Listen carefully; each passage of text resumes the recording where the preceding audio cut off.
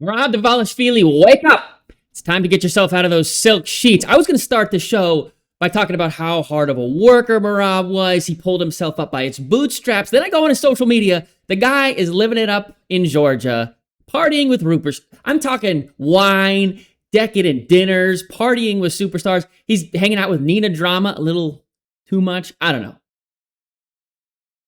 Back to work. Okay, we knew you as a hard worker. You dominated. Nobody worked harder than you in 2025. Don't let the money get to you. But Marab's not really in the headlines, but he's an amazing fighter, and I love him. I just did a project on him. Nobody cared. I was surprised. He's on top of the world. He's got this hilarious social media.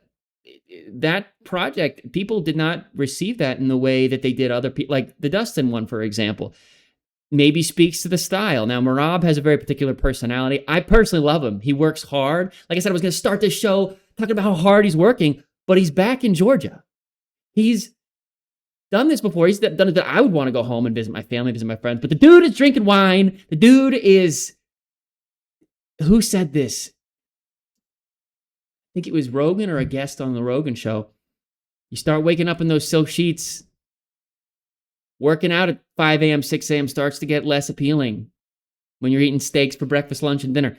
I love the guy. He's a hard worker. I don't think you can take that out of him. I've seen his story. It's a beautiful story. I like the guy.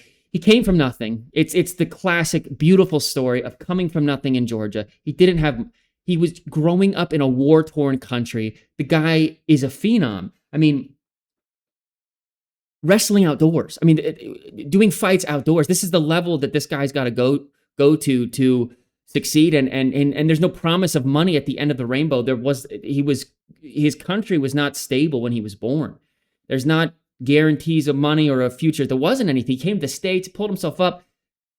He was the most active. I mean, tied for the most active fighter in 2020 for the most title defenses ever. I can't recall right now who he's tied with, but amazing.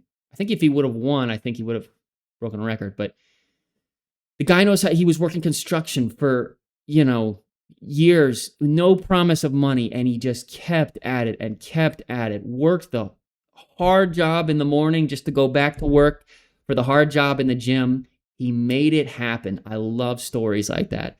But, you look at his most recent defeat, and I see his social media. I pull it up for an update for this show, and I see the guy, he's just lavish. He's having a silly goose time, which is sweet.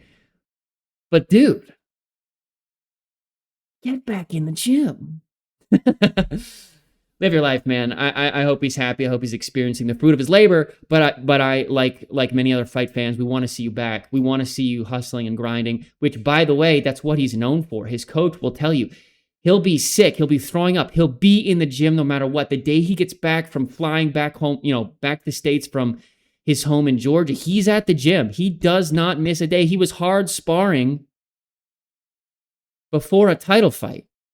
I don't know if it was the Piotr Jan one or if it was the one prior, but the guy's hard sparring the morning before that fight takes place. 10 a.m., he's hard sparring 5 rounds with Aljamain. 10 p.m. or midnight, he's hard sparring for a world title fight. The guy loves martial arts. That's why he's lovable. He has a passion for it. He worked really hard for it. That's what you're known for, man. Get back to it.